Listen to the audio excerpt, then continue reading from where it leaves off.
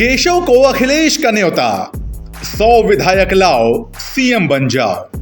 क्या सचमुच असंतुष्ट हैं यूपी के डिप्टी सीएम?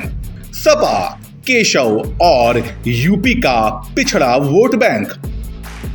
नमस्कार, जनसत्ता में आपका स्वागत है। समाजवादी पार्टी प्रमुख अखिलेश यादव लगातार उत्तर प्रदेश के डिप्टी सीएम केशव प्रसाद मौर्य पर निशाने साध रहे हैं। कभी खुद टीपू केशव मौर्य को ऑफर देते हैं कि वो 100 विधायक तोड़कर लाएं और सीएम बन जाएं, तो कभी ऐसा ही ऑफर उनकी पार्टी के नेता उछालते हैं।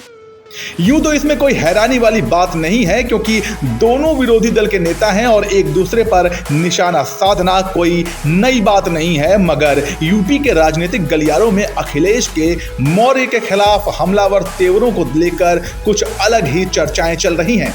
ऐसी चर्चाएं हैं कि ये अखिलेश की सोची समझी रणनीति है। पिछड़ा वोट बैंक और केशव मौर्य। दरअसल 2014 से पहले यूपी में ओबीसी का मतलब सिर्फ यादव ही समझा जाता था, मगर मोदी युग में बीजेपी ने सामाजिक समरसता की सोशल इंजीनियरिंग के जरिए गैर यादव ओबीसी को अपने पाले में कर लिया तो बड़ा उलटफेर हो गया। उस कारीगरी के शिल्पकार केशव प्रसाद मौर्य ही थे, जिन्हें यूपी बीजेपी का अध्यक्ष बनाकर 2017 में सपा का किला ढहाया गया था।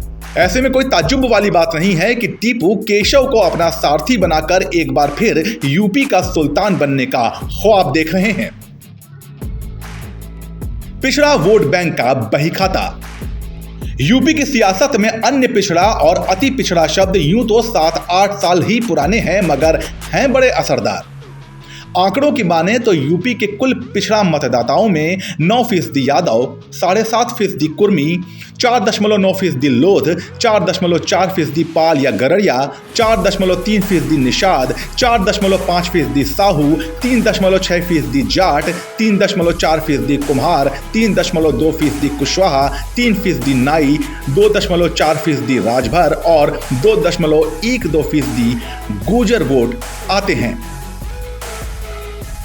क्या नाराज हैं केशव मौर्य? मीडिया में 2017 से 2022 तक सीएम योगी और केशव मौर्य के बीच अनबन की तमाम खबरें आईं।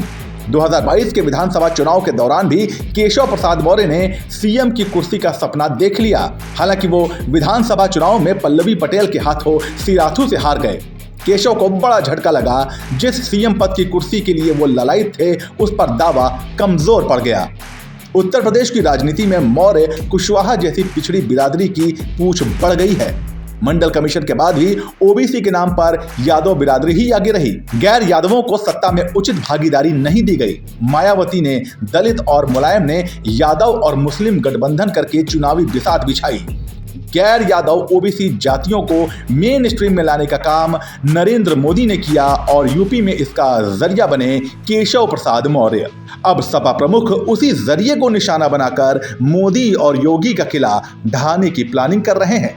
आपकी क्या राय है, हमें कमेंट सेक्शन में लिखिए और राजनीति की खबरों के लिए बने रहिए जनसत्ता के साथ। नमस्कार।